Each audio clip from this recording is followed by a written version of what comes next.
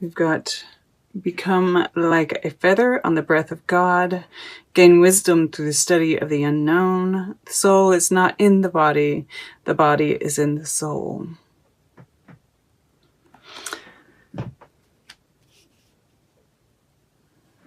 So that's telling me this is a very spiritual. All right, so, you know, I can't help it when I look at this. There's definitely somebody who is going through a Kundalini awakening watching this. For other, you know, and, you know, I say that because, of course, the snake here and temperance, which, and of course, a lot of other things as well. The high priestess, wheel of fortune, the world, all here. This world card touching the wheel of fortune and the high priestess. Just, you know, it's like you've entered in the past. You know, I'm kind of seeing this as for those that resonate with the Kundalini awakening, that awakening. This could be an awakening of any sort, though. You know, I do get the Kundalini awakening just because of the snake more than anything. But yeah, you know, I'm starting to realize, oh yeah, and because of Ujit here at the bottom, right? She is about the Kundalini awakening. But it doesn't have to be, right? This can be any kind of spiritual awakening, because there are all kinds of different kinds of awakenings. And I feel I'm getting the sense more and more that though a Kundalini awakening is extremely physical and it's a very specific type of physical transformation, that, you know, there are all kinds of different awakenings that do involve, you know, physical work, right? This alchemy that's I'm seeing happen, you know, because in this nethet, in the under energy, the below energy, you know, we see this green here, which is alchemy, right? She is the, and this is part of it too, right? This is, and of course this manifests physically as well, or more emotionally, I guess I should say. When I say physically, I mean kind of in the emotional, right? In the physical world, you're feeling this. It's not just something that's happening inside of your body, which it is. And you do feel it, right? You know, this is stuff she's cut off her back. And this has a sense of self-sacrifice about it. But this is also the part of alchemy. You know, the first stage of alchemy is the breakdown of the old, right? And this is part of the Kundalini process as well, is the breakdown of the old energetic pathways and rebuilding new ones. But this is about subconscious fears, right? And we see this happening here. So there's this battle here, right? Apep is in the story of, you know, in Egypt, Ra, right? This is Keper Ra. There are 3 stages of Ra. He's the first one. He's the one that defeats Apep during the dark night of the soul and rises in the morning, right? He is the morning sun. So that is interesting, right? The fact that we have the moon here, which is very balanced. You know, this is balance here. Yeah, and balance here. And this is stability, right? This is a 9, this is a 5, this is a 5. We have a 10 here. You know, we have the world in the past. So we are coming to the end of a cycle, but we're finding that stability, that balance within the change, which I really like. This is, you're so, you know, and I'm really seeing the culmination of what we've been going through, right? This evolution that's been happening. And I'm really seeing this maturity really, you know, show in some of these readings this time. It's really amazing. So I guess right here is where I want to go next. You know, this Wheel of Fortune in the air element. And it's interesting, you know, we see, you know, it's like, and I'm drawn to the moon here as well, because we see the different cycles of the moon. And the Wheel of Fortune can be about cycles, right? We see the sun shining here, and that there's a rainstorm over here. And, you know, also this kind of underworld, you know, this shadow work that we're doing, you know, this well here comes from the underworld, right? So there is this, oh, and it's even, you know, this could even be like flowing down the mountain, right? To this well. Yeah. Okay. So this work, you know, it's like, I feel like you're consciously aware that the work you're doing, and you are, you know, consciously doing this work, is bringing, you know, there's a lot of abundance that's going to come from it, right? Just the cycles, like we have to face the darkness in order to, you know, face the darkness in order to bring about the day. I don't know how to say it. But, you know, and we see, like, you know, I feel like this is this sun being reflected here in this pool. And, you know, we see these people, right? Reflections of the past, right? This, once again, I feel like you're consciously looking at your past, right? The cycles, and breaking them, right? Breaking free of karmic cycles, paying attention to just the cycles in life, you know, whatever they may be. Whether this is like, you know, the moon cycle itself, or just, you know, signs that you get, right? Feelings that you get, because we see a lot of water here. And, you know, the High Priestess is here as well. You know, right below. And this is, you know, we see this rainbow here, which we don't often see with the High Priestess. And she's in this line of, with Temperance. And I love that we see this heart, because I do feel like, you know, this is the heart chakra work.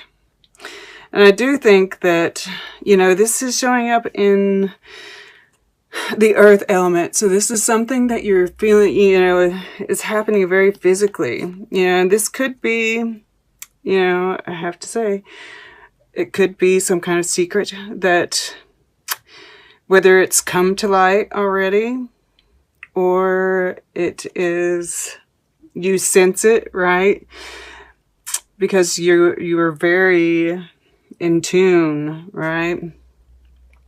So you could be sensing it. This could be your secret, right? This could be you not coming out about this newfound spirituality, right? You're keeping it to yourself.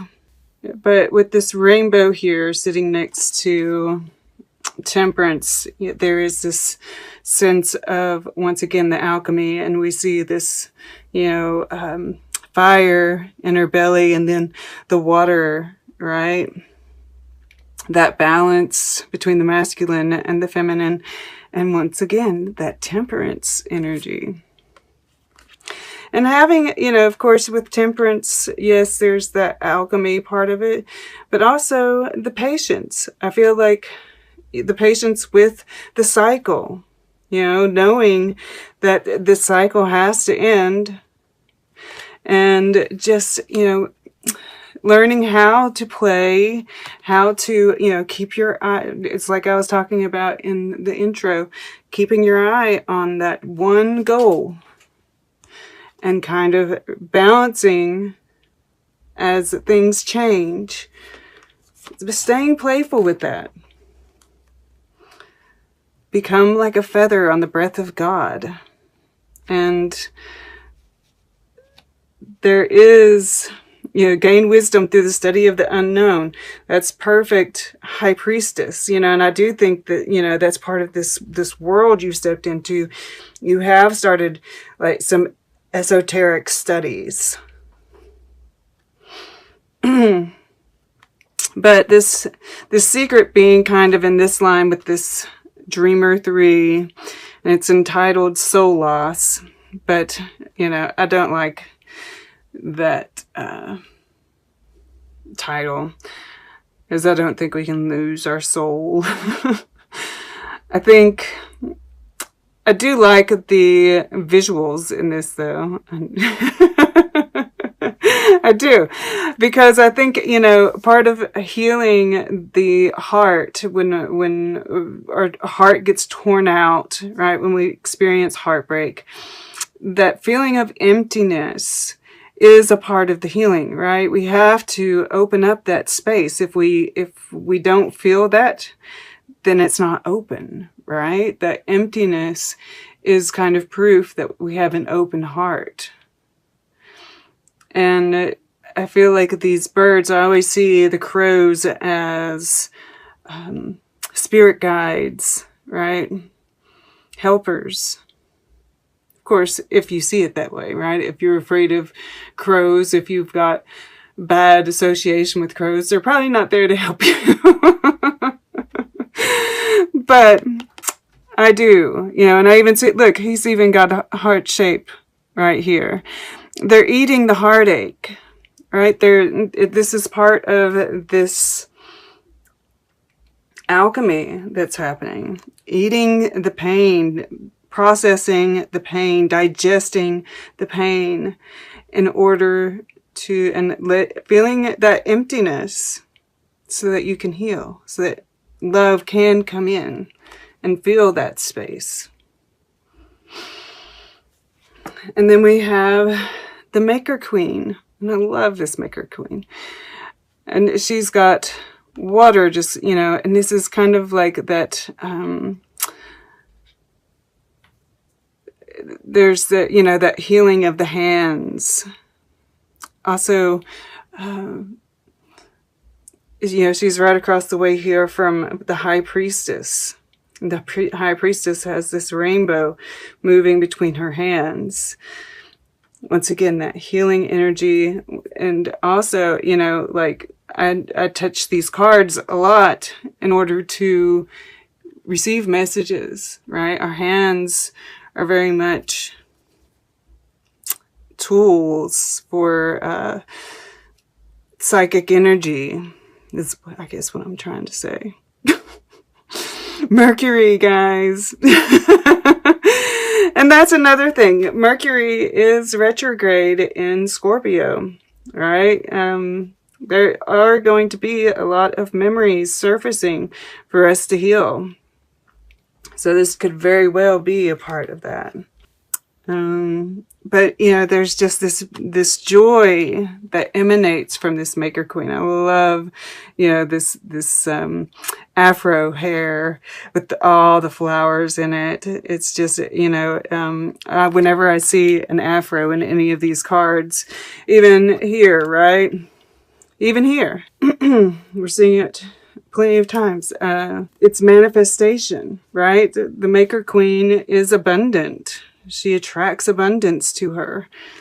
And this is that play, that playful energy. And that is what brings in things. So when, and it naturally comes when we face our fears, when we face our emotions, when we feel them, when we process them. The natural cycle is that then we're able to feel joy.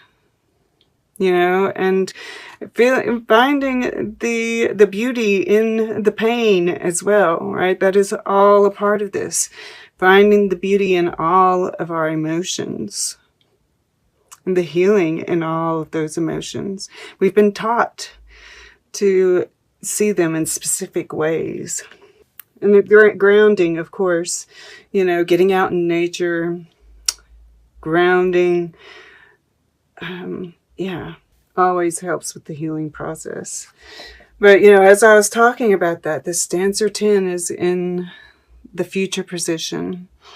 And of course, this is about others as well. But yeah, I'm just seeing all the rainbow once again. And the rainbow of our emotions. And the appreciation of all of those emotions. Right? We see a lot of water. And I'm just getting that, just a flood of emotion, but all an appreciation of all of them. And yes, the joy, absolutely the joy. I do feel like, because the more that we can, you know, because that resistance is kind of what really causes us to lose our way.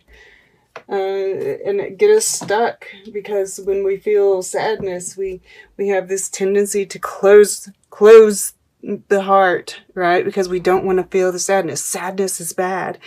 And the more that we can accept all of those emotions, see the beauty in that emotion, appreciate what it's doing, appreciate the tears, right? All of it.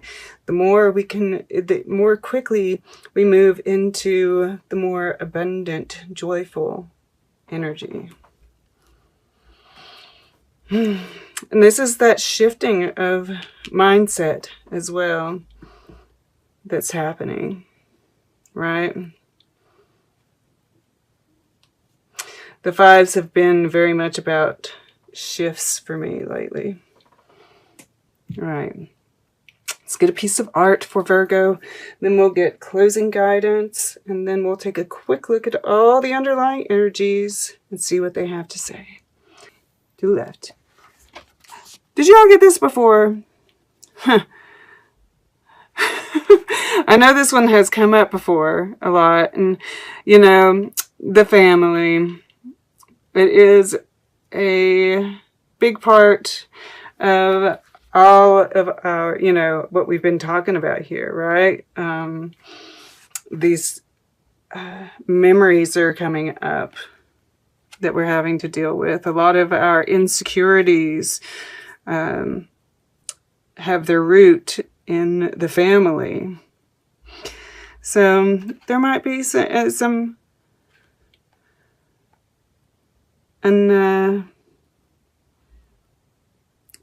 unenjoyable. I get drawn to this picture down here, this stork with what looks like a fox or a beaver or something. It's like sticking its head down its throat. And, you know, that's like the ibis, right? Egyptian. Thoth. Thoth is the ibis. Tahuti. However you want to. So, like, there are these, you know, I don't know what this is, but it's some kind of battle too. And I'm just getting like, you know, a lot of the stuff, you could even go back to Greek mythology, you know, myths, and just all that gets played out, right? It's all about family. But then I'm drawn to the rose here and the water, right? That by exploring this, there's that healing. Or this could be a tulip. I'm not sure what it is. Oh, it does look more like a tulip, actually. At any rate, a flower. Which is innocence, right? That open window, but letting in the light, by shining a light on it, looking at it, there is healing. And then, of course, I always like to do this, and we see this, you know, I feel like right now what I'm seeing is that path forward, right? And there's going to be all these little things that show up in the way, these little challenges. But we just have to keep the focus forward.